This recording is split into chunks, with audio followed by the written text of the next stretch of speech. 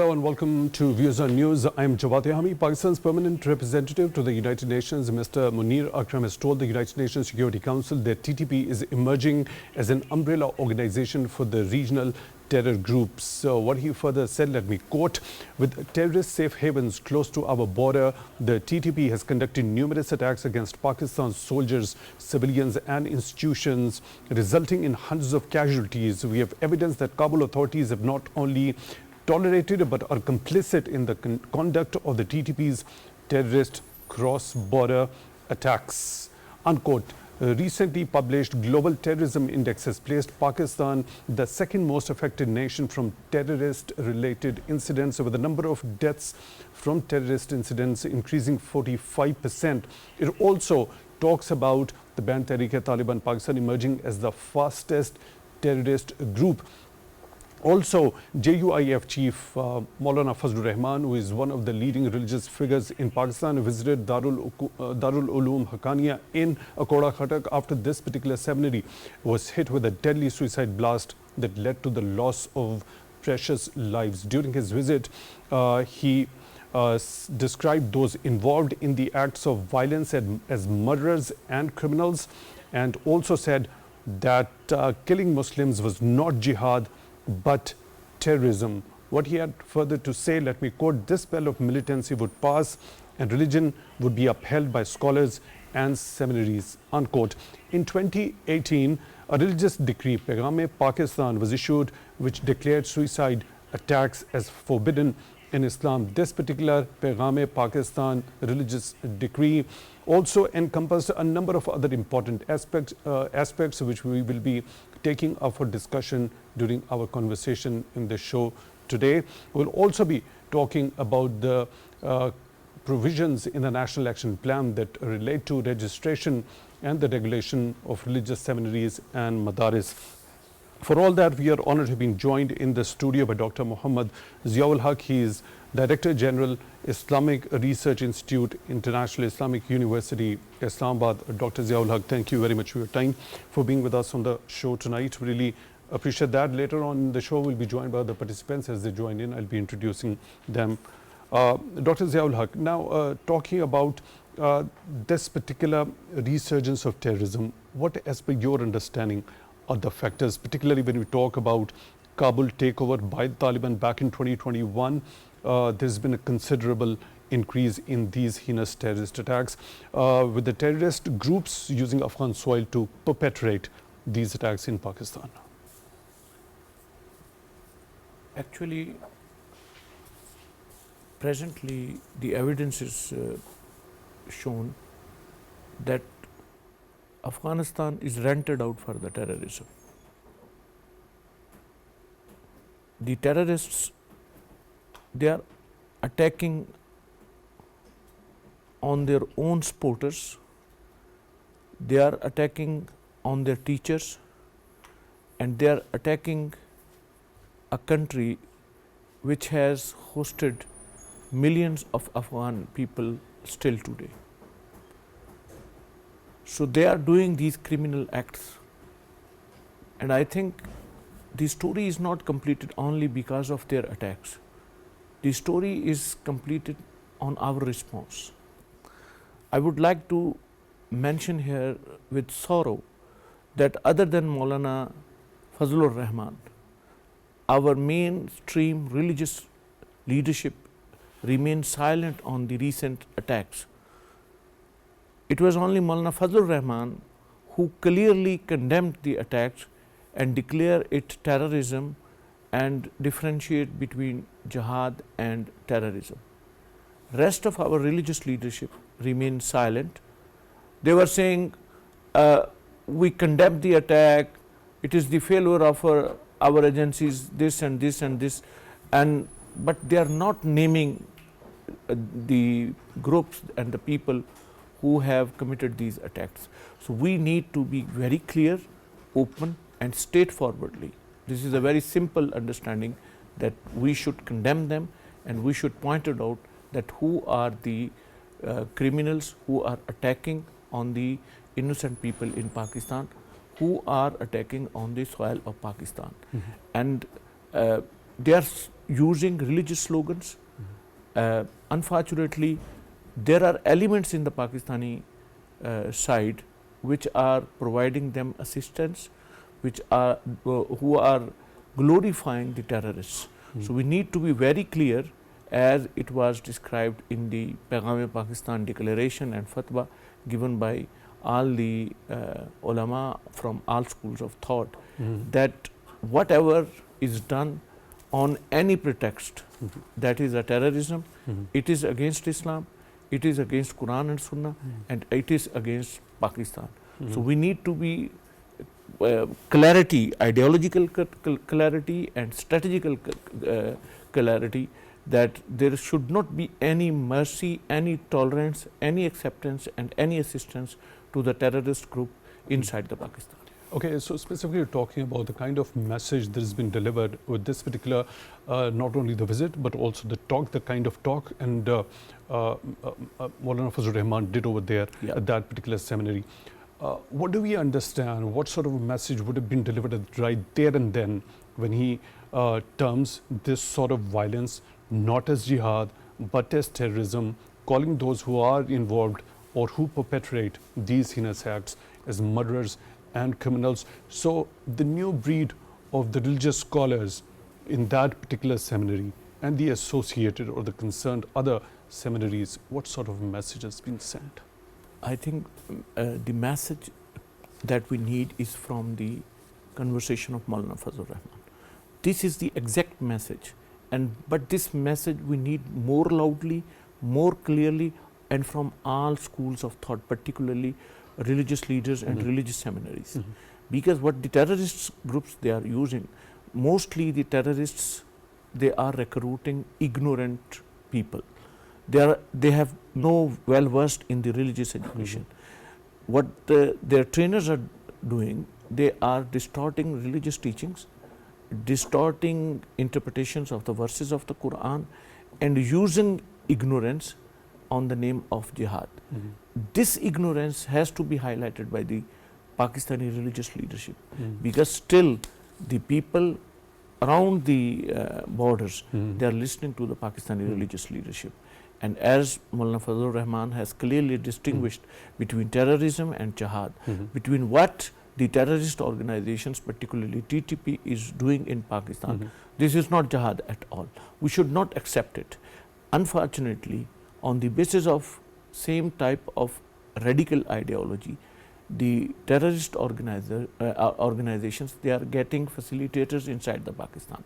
So we have to fight not only the terrorists who are coming from Afghanistan or other areas outside the Pakistan, but we have to fight against their facilitators, particularly ideological facilitators inside the Pakistan.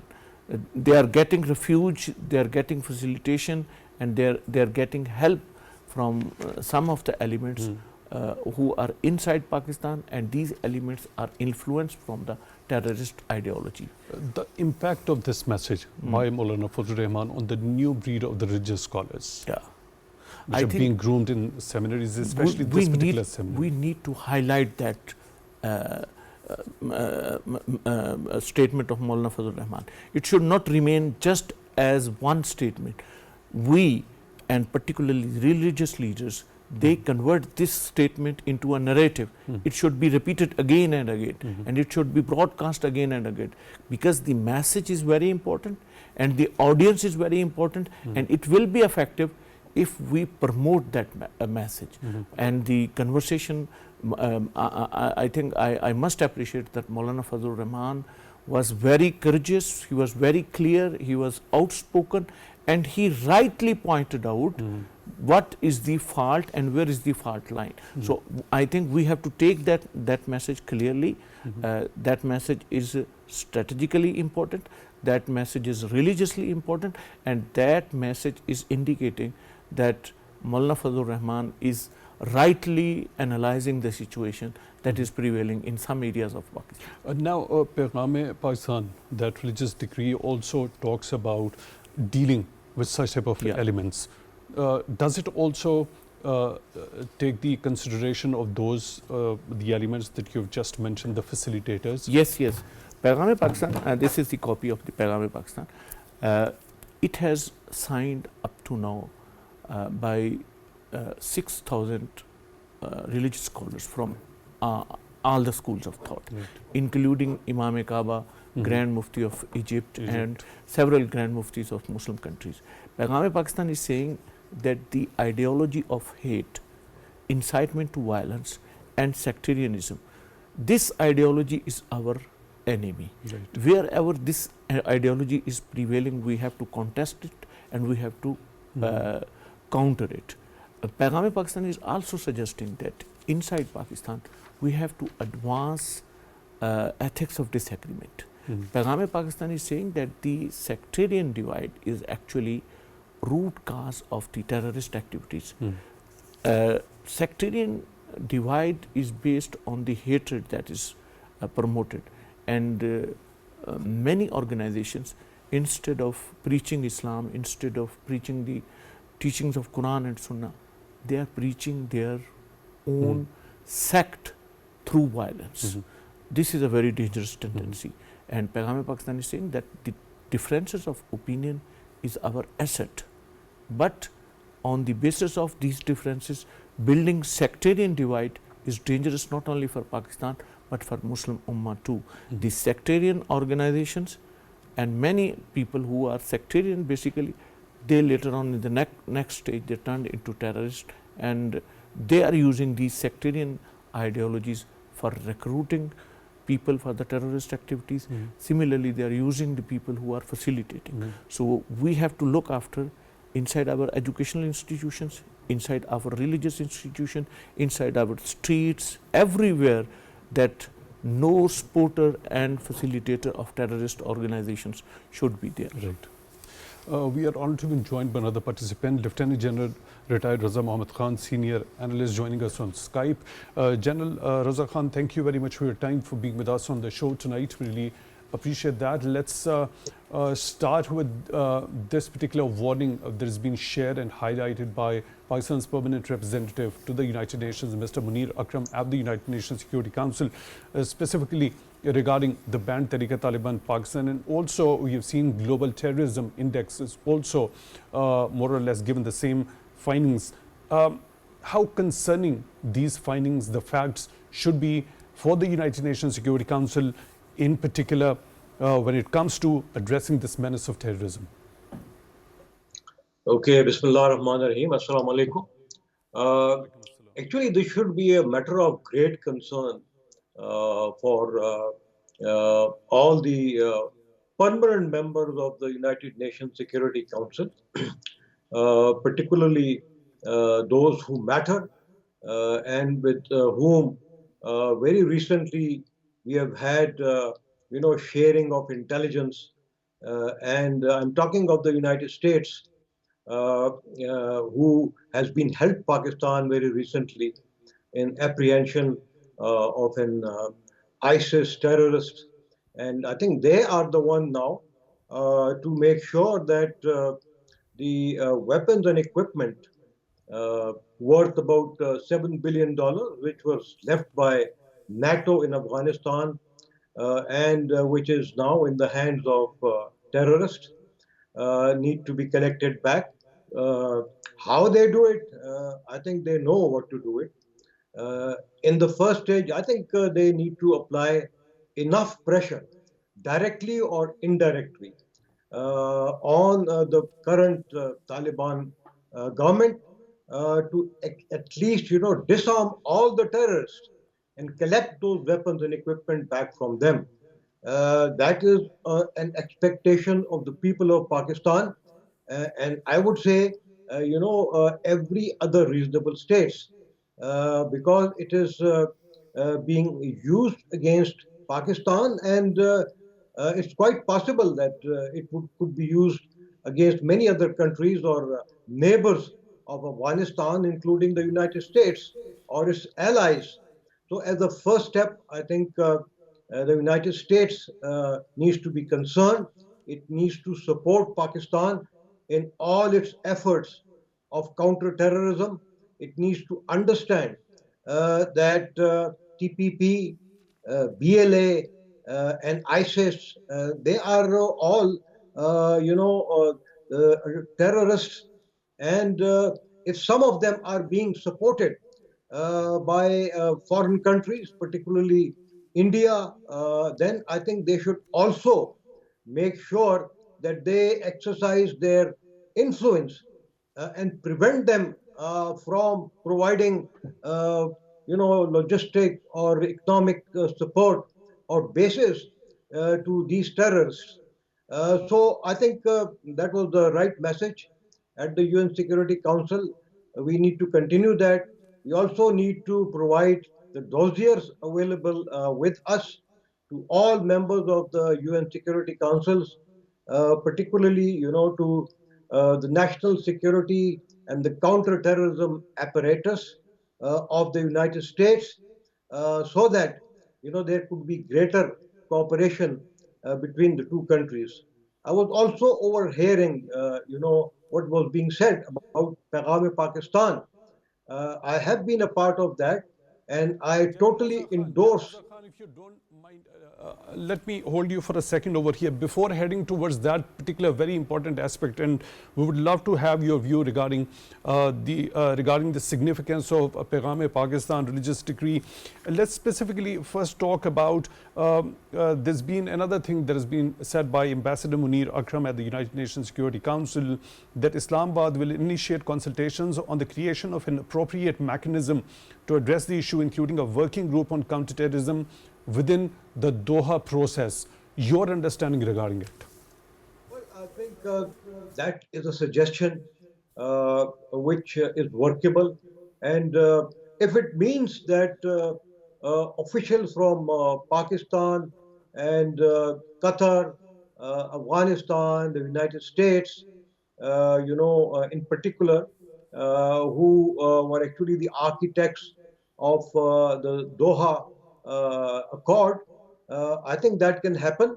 But, in my view, in that meeting or in that conference, I think Afghanistan needs to be given very clear incentives and disincentives, and communicated that if it is violating the Doha Agreement, then the international community will hold it responsible for not honoring it and for allowing its territory to be used against its neighbors, particularly Pakistan. Right. Please go ahead with your understanding regarding as to what you were about to say regarding Pegam-e Pakistan, the significance of it, especially in the light of the recent visit by Maulana Fazlur Rahman to the religious seminary, which was hit by a deadly suicide bombing, which resulted in the loss of precious lives over there. The kind of tone or the message that we get from that very conversation that he had over there during that particular visit, that very much highlights the very language and the tone of that Pegam-e Pakistan fatwa. Your understanding, please go ahead.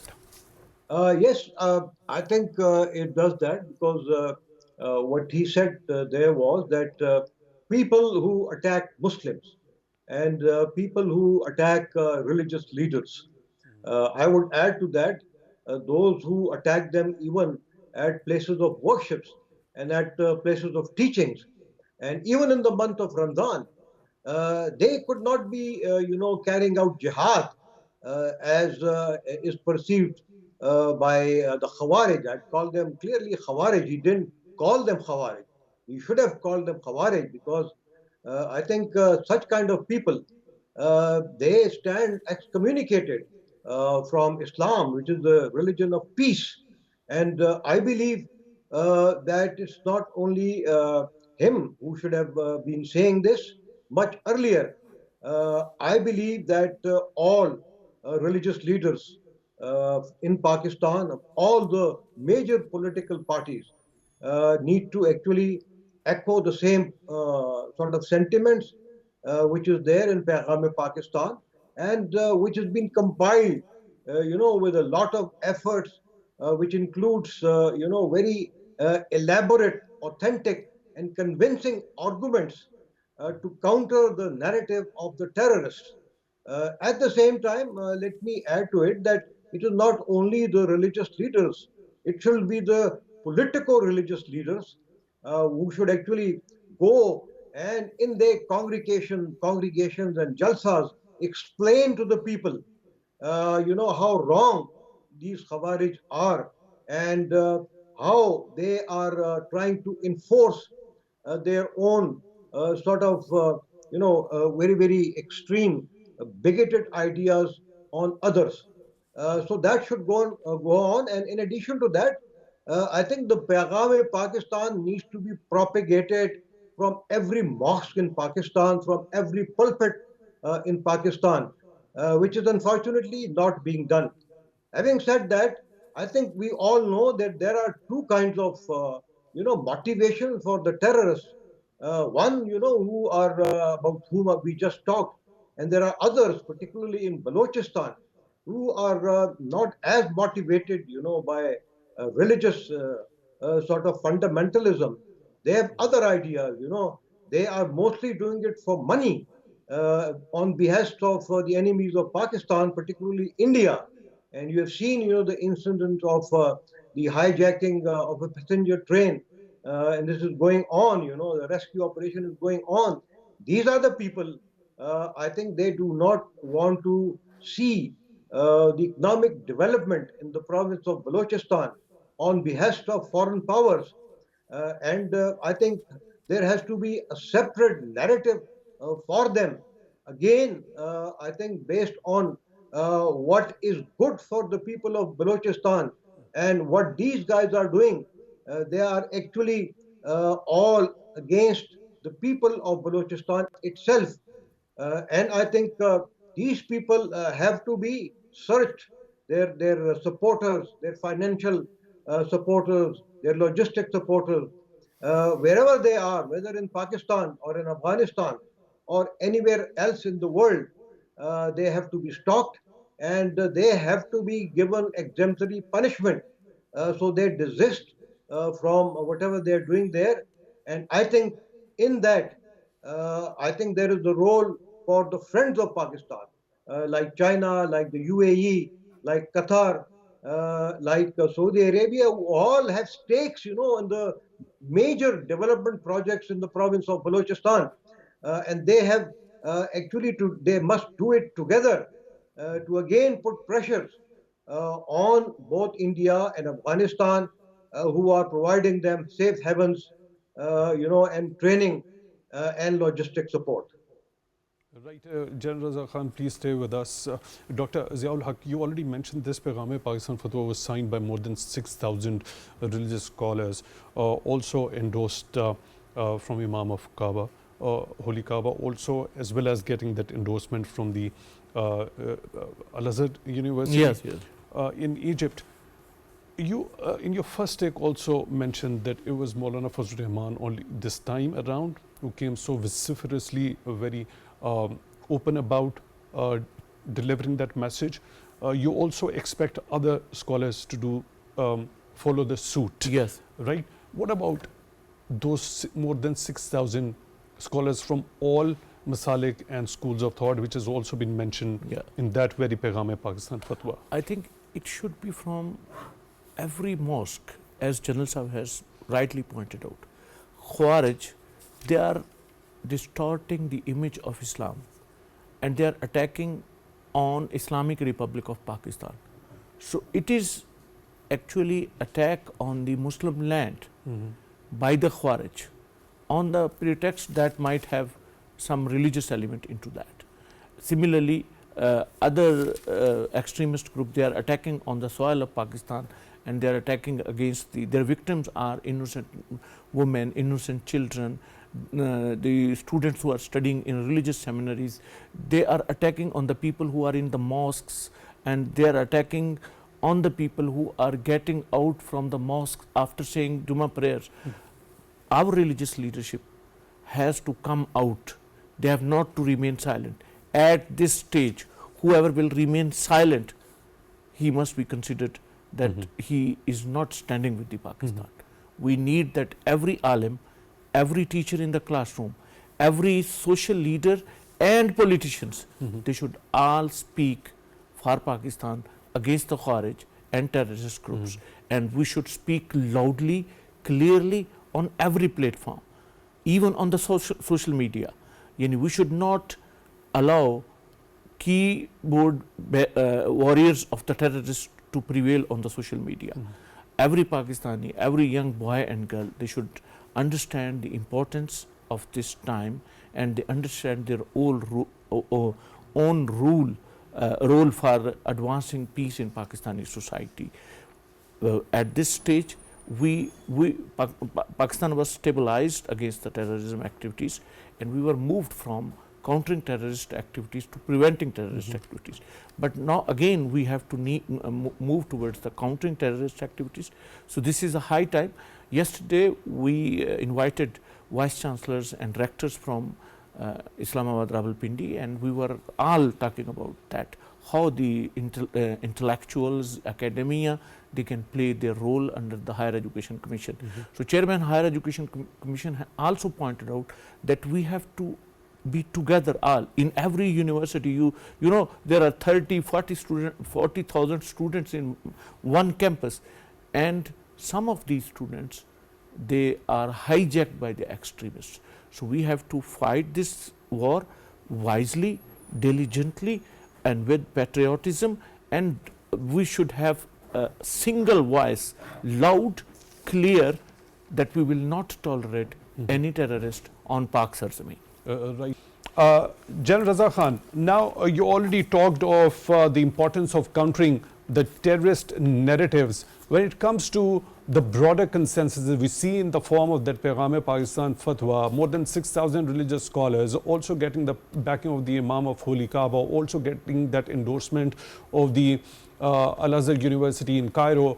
Now, what could be the fundamental options here that could be adopted in order to counter those terrorist narratives at the very grassroots level in particular? Well, I would say, that it could actually form part of the syllabus in almost all education institutions.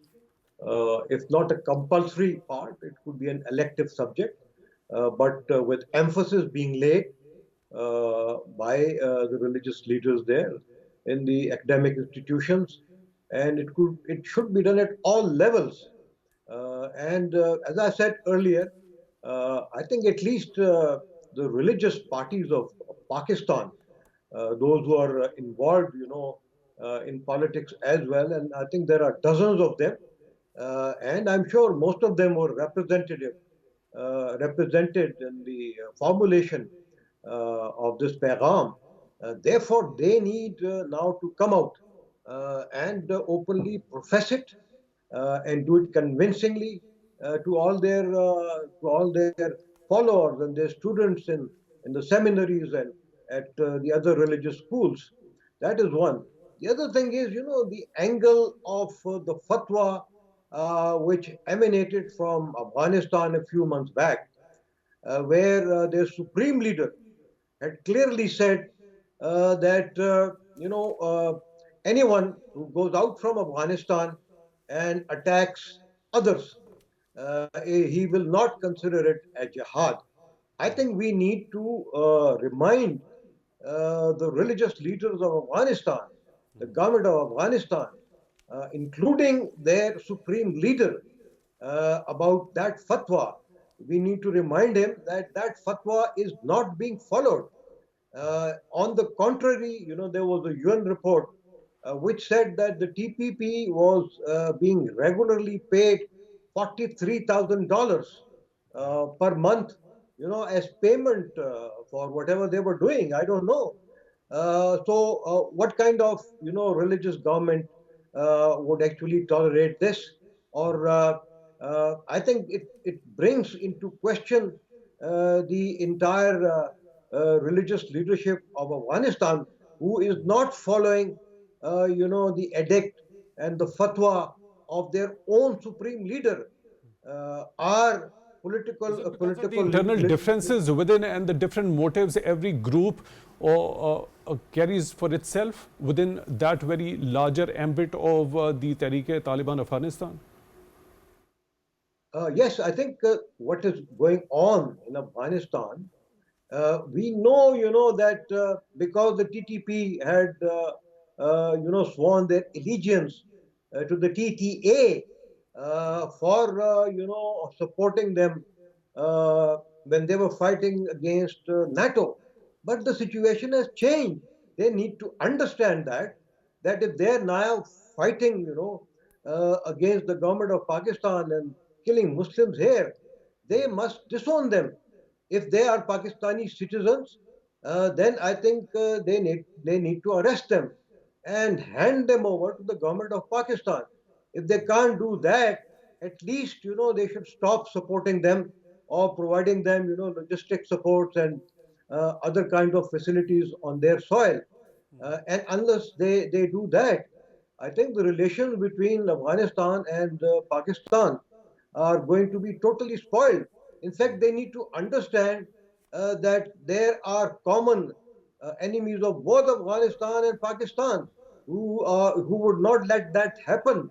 And if they play into the enemy's hands, and I can clearly say one of them is India, then they're not serving Islam or they're not serving the people of Pakistan or their country. Therefore, I think they need to revise their policies and our concerns need to be communicated to them once again at the highest possible level, whether it is at the political level or at the religious level. Right, General Raza Khan, please stay with us. Dr. Zaul Haq, now when we talk about the National Action Plan and then the revised National Action Plan, the point number 10 in the National Action Plan dealt with the registration and the regulation of religious seminaries. Then we saw that when the revision of National Action Plan happened, the point number 9 held the same language, that the registration, the regulation of the religious seminaries. How far we have come in that particular process? And what's required to further take it ahead, and what could be the possible benefits when we talk about the registration and regulation in particular, especially when it comes to the curriculum within the religious seminaries or madaris? I think there has been advancement on the registration of the seminaries. There is quite satisfaction legislation in Pakistan. Similarly, there is some advancement on the curriculum, and I know personally many religious seminaries, they have reviewed their curriculum, but there are some fundamental manufactured defects. For example, inside some of the seminaries, sectarianism is given more importance than the faith, Islamic faith. And it is very easy for a violent sectarian to convert into terrorist group. So we should not only stop the terrorist ideologies, we should also stop the ideology of hate, ideology of incitement of violence. Because if someone is trained in preaching hate, he is potential terrorist, and terrorists are recruiting such type of peoples. Number one, this is very important. Secondly, we are still not openly talking that love with the land, loyalty with the country, it is also one of our religious responsibilities. We should not exclude love with Pakistan from our religious narratives. It is also very important. And I think many religious seminaries, they are doing now at that time.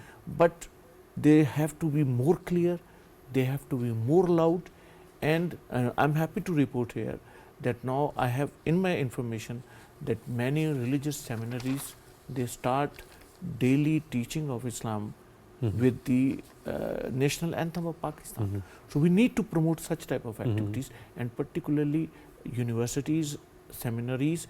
The challenge of radical ideology and violence is not only in the seminaries, it is also in the religious, in the modern universities, even in the English medium schools, the ideology of hate is prevailing. So we have to eradicate that ideology of hate from all the Pakistan. And another thing, our 64% population is young. We have to train that young population for construction. If we will not train young population for construction, our enemies, they will use it for destruction. And at present, they are using some of the elements from young population for the destruction. So we have to be very careful.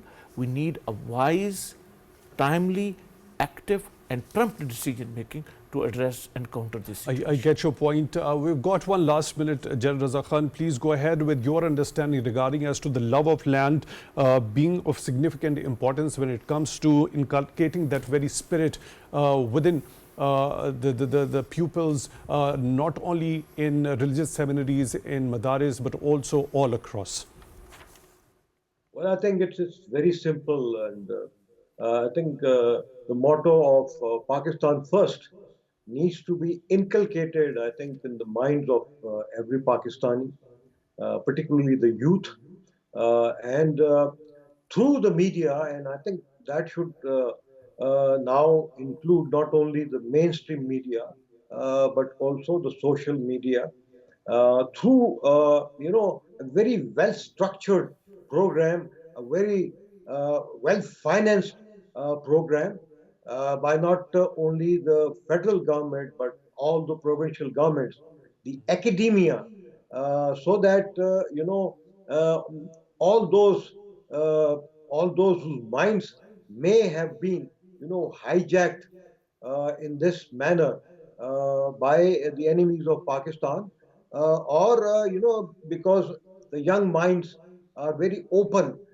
and if they have been led astray, that needs to be corrected, and I think it needs to be done as soon as possible by everyone in Pakistan, particularly the political military leaders that we have today, who are in power and who are in opposition, and those who are even otherwise, working in Pakistan in different departments, whether they are in the religious departments or in the secular departments. Right, Lieutenant General retired Raza Mohammed Khan, senior analyst, joining us on Skype. Thank you very much for being with us. Dr. Mohammed Ziaul Haq, Director General at the Islamic Research Institute of Islamic International University in Islamabad. Thank you very much for your time also, sir, for being with us on the show tonight. Really appreciate that. With that, we come to the end of today's episode. Till the next one, take good care of yourselves.